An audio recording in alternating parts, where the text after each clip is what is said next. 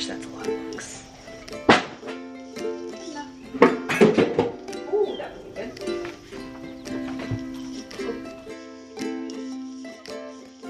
good. Being a full-time teacher and TPT seller is a little bit funny, especially in the summer, because on one hand you're really excited because it's summer and you get to like hang out by the pool and sleep in and pretty much just do whatever you want, which is like the life. Or, you know, if you're like me and you do really fun things like create a whole course and take a really complicated certification class, because, you know, why would I want a summer? But on the other hand, during the summer as a TPT seller, usually your sales go to very, very little. Like days with nothing. So it can be kind of frustrating because on one hand it's like, yay, I have time, I can work on my business if I want to, or I can just hang out and read books. And on the other hand, I'm like, I kind of want summer to be over because I want to hear those things again. Are you with me? Now, however you feel about summer, the reality is that it comes to an end. Here in Georgia, the summer doesn't actually go away, but the like school year summer, it goes away pretty early, and I will actually be back in pre-planning at the end of July. Great. But that does mean that, again, those teachings are hopefully going to come back. To help them come back, there's a few things that you should do to kind of prepare your store for the back to school season. And we're going to talk about those in this video. So we're going to talk about 5 different areas that you can kind of work on during the summer to prepare your store for back to school. Now, depending on how much time you have, you might do all of these, you might just do 1 or 2. I am not here to be like, here's 7,000 things for your to-do list, I promise. But it's just a couple of ideas to kind of help you get your store ready for the back to school season, to really help make sure that you're maximizing those profits and just keeping your stuff current. Now, before we continue, I do want to just say, if you enjoyed this video, make sure you hit the like and the subscribe button and click the little bell for notifications. We talk all things TPT here, so if you are a TPT seller or you want to be a TPT seller, this is the place for you. So click the button down below, and with that, let's get into it. So the first thing you need to look at when it comes to back to school is products. This is especially useful if you are watching this pretty early, because with products, like we've talked about before, especially when it was around Christmas time, with seasonal products, you want to make sure that you give your product enough time to actually get found and actually sell. So what I mean by that is, if you're watching this in September, don't make back to school products, because by the time you finish them and get them ready, it's going to be pretty much October and people don't need them anymore. So if you are going to make some new back to school products, make sure you make them pretty early. I would say like July is a great time, June would be even better, maybe even August, but once you hit September, I wouldn't bother. That being said, look at some different products. Now, there's a couple of different things that you can do product-wise for back to school. Number 1 would be things that are like obviously back to school. Things like you might need information sheets for back to school night, or you might need, you know, activities for the first day of school, you know, think of like get to know you kind of activities and stuff like that. Those things are really great. Also, not necessarily like back to school, but the second little realm that I would say in there is review. This year in particular, teachers are going to be looking for a lot of review activities because Corona and the past year and a half. I know my students are behind, so I'm looking for review. I'm in a totally like different place than I normally would be at the beginning of the school year, so I'm like really having to figure out what I'm going to teach and how I'm going to teach it effectively when it's not what I'm normally doing right now. So think about things like actual back to school things, think about review, and then also just think about handy things that teachers need, just like, I mean, in a normal day. And then also think about things that teachers need at the beginning of school. So things like classroom decor or organization sheets for teachers or lesson planning, and like those kind of things that can help the teacher get ready and feel more prepared for back to school would be the products that I would focus on. Again, the sooner you can get these out, the better, because it'll give it more time to be seen on TPT, as well as give you some time to promote your resources. So think about some products that you might want to do for the back to school season, whether they are like back to school or whether they're just normal, but you want to get them done for back to school. All right, speaking of promoting, number 2 is promotion. So the second thing you want to make sure that you're doing before back to school season is promoting whatever you need to promote for back to school. So a couple of different ways that you're gonna wanna do this. Like I mentioned, some things take a little bit more time, and if you have more time, that's great. So depending on how much time you have, if you have a good bit of time before school starts, then I would say focus on Pinterest and focus on blogging. Those two things take a while to kind of catch up. I hear people usually say about 3 months beforehand. So if you are doing, you know, back to school blog posts, I would actually post them in June or July so that they have time to be found in Google and they have time to be found on Pinterest. Same with Pinterest. Start pinning those back to school things all the way back in July. And so start now and make sure that they're pinning and, you know, continuing to go. I would say give those things at least a month ahead, but you know, if you have more time, that's even better. And just really make sure those things are rocking and rolling, because both of those take a good amount of time to kind of like warm up. Things that are in more real time, if you're on Instagram or if you're on YouTube, then you can post things in a little bit more like real time, because those two things are things where you post it, it goes out to your followers. YouTube, people can still continue to see it forever. On Instagram, it'll kind of go away, but either way, those things are more in real time. So if you don't have a lot of time and you have one of those platforms, I would go with those. Whichever way you are promoting, whether it's Pinterest, blogs, YouTube, or Instagram, make sure that you are promoting your stuff. A lot of people say like, should I promote during the summer? Yes, you should. Maybe not being quite as pushy in the summer, but just really making sure that you are, you know, providing helpful tips and helpful ideas to teachers during the summer, especially once we hit July. In June, I feel like most teachers who are out, I know a lot of people are still in school in June, but at least for me, I know in June, I'm like, I don't want to think about school, I don't want to look at school, but when I get to July, my summer's halfway over, and so I'm like, okay, I'm starting to get more into the back to school mode, and I'm a little more okay with seeing that kind of stuff on my Instagram and things like that. Yes, you can promote to your Instagram and to your YouTube on, you know, over the summer. I would really focus on helpful ideas and lots of tips. So if you are promoting maybe a new classroom decor, then maybe you show a like classroom decor hack so that you're showing off your product, but it's maybe not quite as salesy because there aren't as many teachers who are purchasing.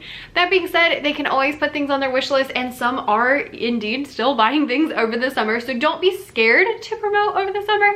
Just be aware that you want to make sure you're coming from the place of help, and maybe encourage people to save things and wish list things if they're not going to purchase now. When you get a little bit closer to back to school, then it's okay to be a little bit more in your face, especially once we get to August, because once we hit August, teachers, well, we are already back in school, and other teachers who aren't back in school are already thinking about it. So don't be scared to go ahead and, you know, give all the tips, because teachers are looking for things in August and September when they are going back to school, when they're getting ready for kids, when they're just started with kids and they're like, I don't know what I'm doing.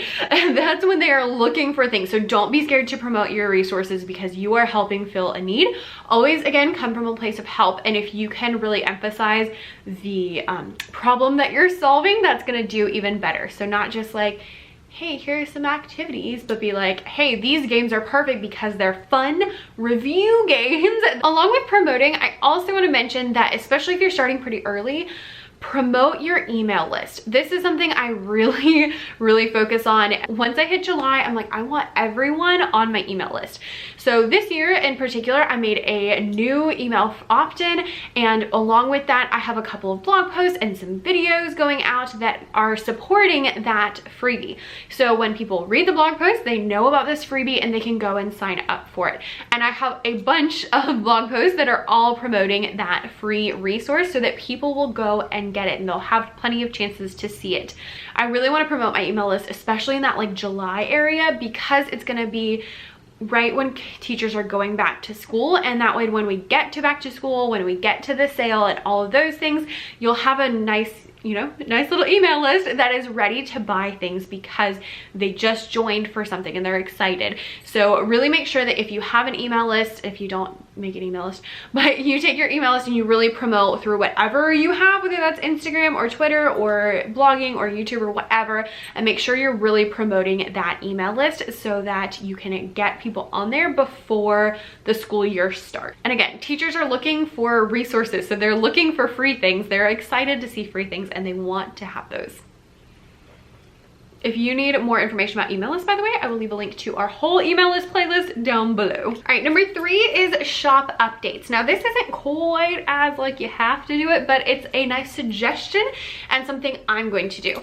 So every year I look at my shop and I just say, okay, is there anything I need to change? Is there anything that could be better in my shop as far as branding, as far as organization wise, and all of those good things. So I think last year around this time, I figured out a new primary free resource because I didn't like mine because it was, you know, like the first thing I ever made. And so that was a good way to help up my branding a little bit and encourage people to, you know, come to my store because I have a new cool thing.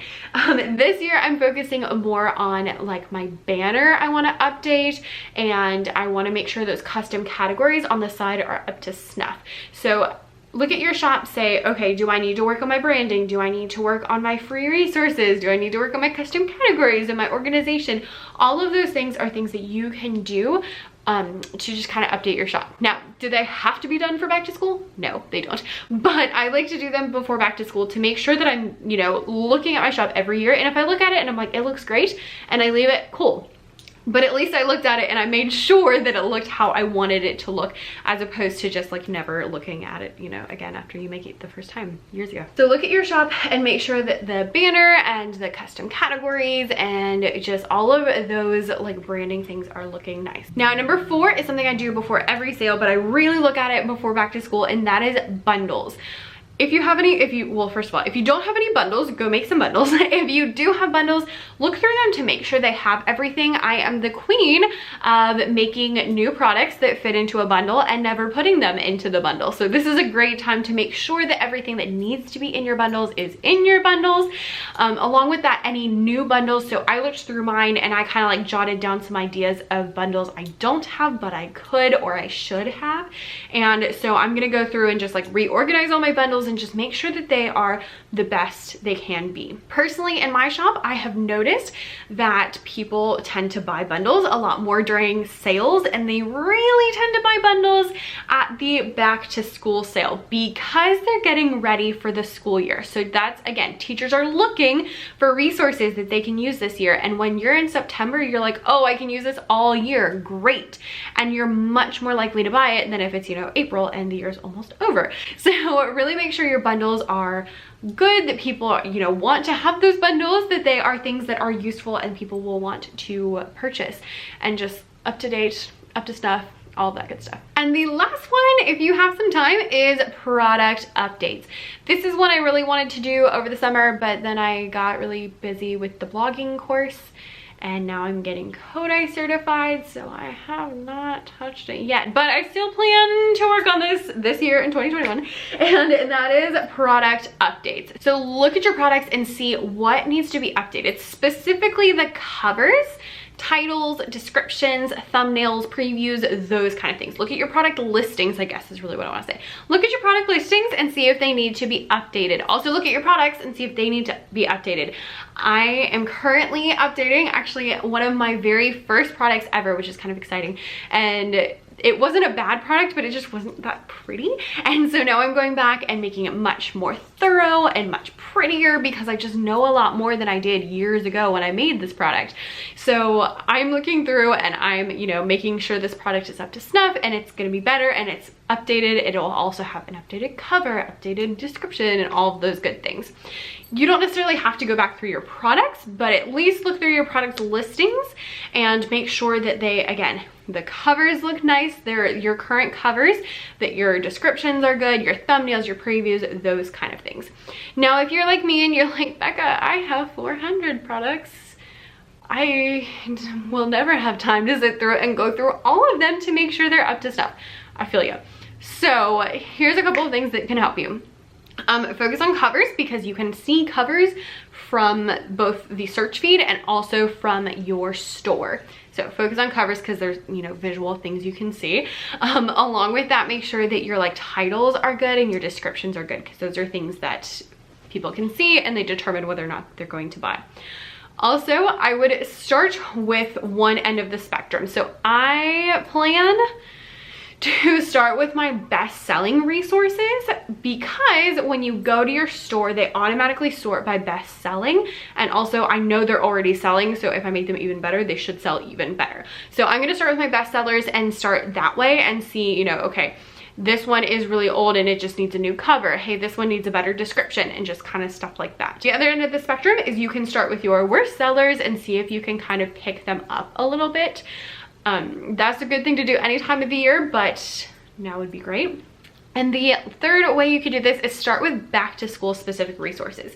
So if you already have back to school resources, make sure that those look good, since those are the things that teachers are going to be searching for during the back to school season. So you really want to make sure that whatever is going to be visible, so the back to school resources or your best sellers, are the first ones that you're working on. And then you can also again work on those worst sellers to kind of see if you can bump them up a little bit. And with your product updates, again, of course, you can update the actual product if you need to, like I needed to for my Spanish and English Ocean Rhythm cards, because they were just not what they needed to be. But really focusing on the cover, the thumbnails, the preview, this title and description, and getting those 5 things kind of solid on your listings will help increase your conversion rates. All right, guys, so those are the 5 things that I would suggest that you look at for your back to school season. Again, not like a whole list of things that you have to do, but maybe pick 1 or 2 and see what you need to work on over the next couple weeks to just make sure that your store is optimized for back to school.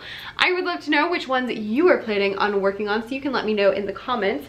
I need to do some shop updates, some bundles, and also some product updates. And I've already been, like I mentioned, promoting that email list really hard, and I need to pick like what my promotional products are gonna be and start looking at those as well. So I would love to know what you're most interested in working on, so leave that down below in the comments. That also tells me who made it all the way to the end of the video, which I'm always curious about. So thanks so much for watching, and I will see you guys next time. Bye.